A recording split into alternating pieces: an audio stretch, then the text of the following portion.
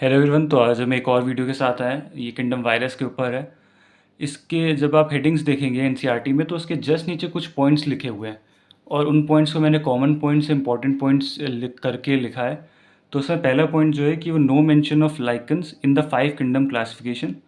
जो दूसरा पॉइंट है वो ए सेलुलर ऑर्गेनिजम्स के बारे में, वायरस, वायरॉइड्स और प्रायंस। इसमें मेन बात जो आपको याद रखनी है कि लाइकन्स ए सेलुलर ऑर्गेनिजम्स एनसीईआरटी के अकॉर्डिंग नहीं होते हैं। तो कई बार वो क्वेश्चन में इस तरह आपको घुमा के पूछ सकता है कि which of the following are acellular organisms, और वो आपको 4 नाम देगा और आपको उसमें से बताना होगा कि कौन से हैं कौन से नहीं है। तो उसमें प्लीज़ लाइकन टिक करिएगा। ये अक्सर मॉक टेस्ट में या कभी कभार नीट में भी एक बार आया था ये सवाल, तो गलत हुआ था। अब इसमें अगर तीसरे पॉइंट की बात करें तो वो है कि डिड जो वायरसेस थे उन्होंने वो 5 किंगडम क्लासिफिकेशन में उनको कोई जगह इसलिए नहीं मिली क्योंकि they are not considered to be truly living. अब अगर हम दूसरे टॉपिक की बात करें तो वो है scientist.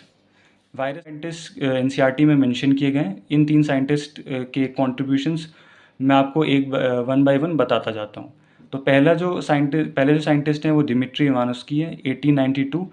He recognized microbes causing mosaic disease of tobacco, and the microbes were smaller than the bacteria because they passed through the bacteria-proof filters.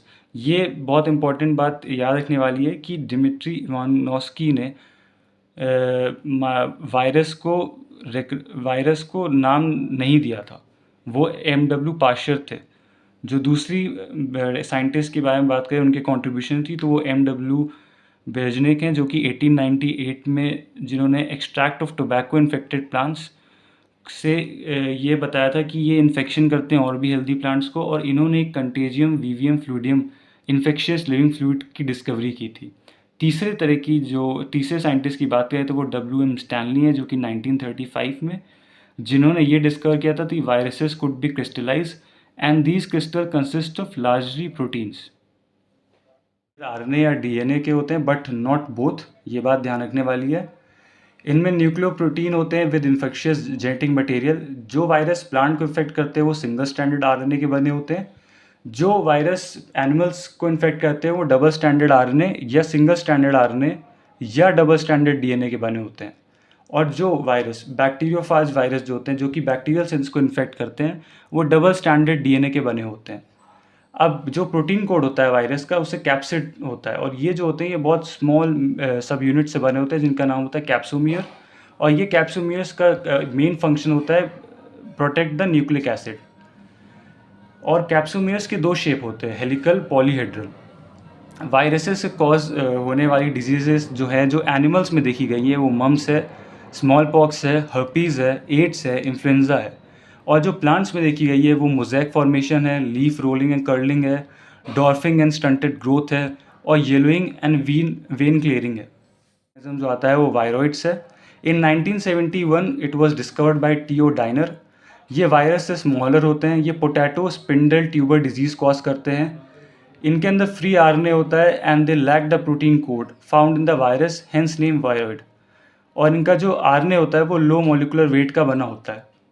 अब अगर तीसरे टाइप की ऑर्गेनिज्म की बात करें तो वह है प्रायंस। ये सर्टेन न्यूरोलॉजिकल डिजीज़ के एजेंट होते हैं, मतलब या वेक्टर के हैं, इनको यही कॉज करते हैं। इनके अंदर एबनॉर्मली फोल्डेड प्रोटीन्स होते हैं। ये similar to the size of viruses होता है इनका। ये कॉज करते हैं बोवाइन स्पॉन्जीफेरॉन इंसेप्लोथेपी, जो कि BSE है, या mad cow disease in kettles. और इनका जो एनालॉगस वेरिएंट है जो ह्यूमंस में पाया जाता है वो CR Jacob disease, CJD disease भी होता है। लाइकन्स जो होते हैं वो सिम्बायोटिक एसोसिएशन बनाते हैं एल्गाई एंड फंगाई के साथ। जो इनका एल्गल कंपोनेंट होता है वो फाइकोबाइंड उसे कहते हैं और वो ऑटोट्रॉफिक होता है। जो फंगल कंपोनेंट होता है उसे हम माइकोबाइंड कहते हैं और ये हेटेरोट्रॉपिक होता है। इसके न्यूमोनिक्स भी हैं। पहला है आप और दूसरा है हीरो MF। और बात करी जाए तो एल्गाई जो होता है वो फूड प्रिपेयर करता है, और फंगाई जो है वो shelter and absorb mineral nutrients. जो लाइकन्स होते हैं बहुत अच्छे गुड पोल्यूशन इंडिकेटर्स भी होते हैं क्योंकि ये पोल्यूटेड एरियाज़ में नहीं ग्रो करते। Thank you everyone. अगर आपको इसी तरह की और वीडियोस चाहिए तो प्लीज़ सब्सक्राइब करें मेरा चैनल।